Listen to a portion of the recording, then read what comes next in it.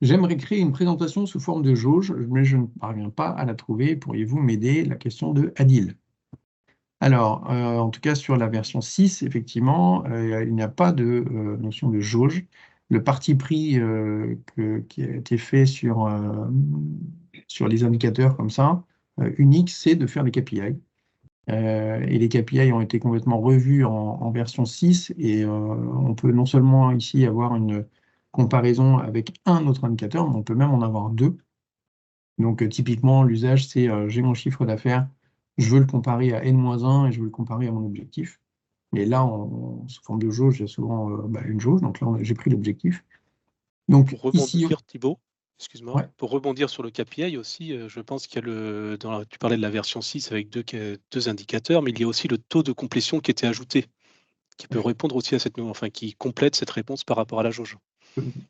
et en l'occurrence, là, c'est ce que j'ai affecté, c'est l'objectif. J'ai dit que avec 3,63 millions d'euros, on était à 82% de l'objectif, et non pas à moins 17,5% si on est en mode variation. Donc le mode d'affichage, les différents modes d'affichage qu'on peut composer sous forme de jauge, c'est un histogramme.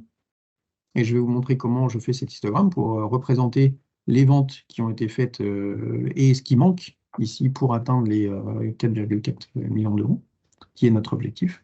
Et autre solution, donc là, ça permet d'avoir un objectif qui est dynamique. Si vous avez un objectif qui est statique, vous pouvez aussi utiliser l'histogramme sous cette forme.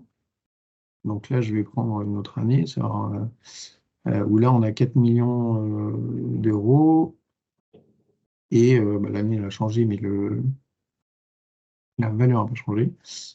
Ici, en histogramme, vous pouvez définir une valeur cible. Et je vais vous montrer dans Page comment ça se traduit. Donc, sur les jauges, donc ici, dans Vente, dans le KPI, vous avez deux onglets maintenant. Un pour le premier indicateur de comparaison et un pour le deuxième. Et comme le disait Pascal, ici, maintenant, vous avez la possibilité soit de faire une variation, de calculer la variation, soit de calculer le taux de complétion de l'indicateur secondaire par rapport à l'indicateur premier, principal. OK, donc là, le changement, c'est que maintenant, il y a deux indicateurs, donc c'est vraiment très pertinent. Enfin, nous, ça nous a vraiment changé notre usage des KPI, d'avoir ces deux indicateurs, et puis d'avoir le taux de complétion. Donc, pour faire la jauge, ici, dans Vente, ça, c'est des techniques, hein, c'est pas tellement de produit, c'est l'usage. J'ai mis le montant et l'objectif.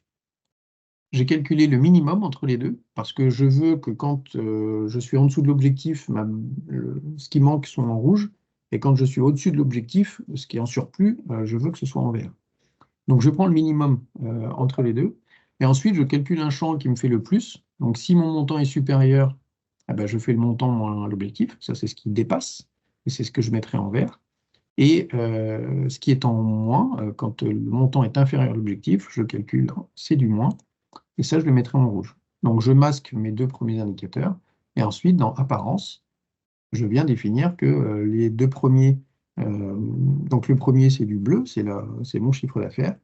Le plus, c'est en vert, et le moins, c'est en rouge. Okay, et avec cette astuce-là, vous avez cette jauge qui apparaît sous forme d'histogramme horizontal. L'histogramme vertical, c'est un histogramme classique, voilà, histogramme groupé. Je mets le montant, et ici, je peux définir, dans Apparence, une valeur cible. Donc là, je définis, ça ne marche que si ma valeur cible est statique. Donc là, j'ai mis 4 millions, j'ai défini la couleur de ma valeur cible, et je me retrouve avec cette valeur qui apparaît ici.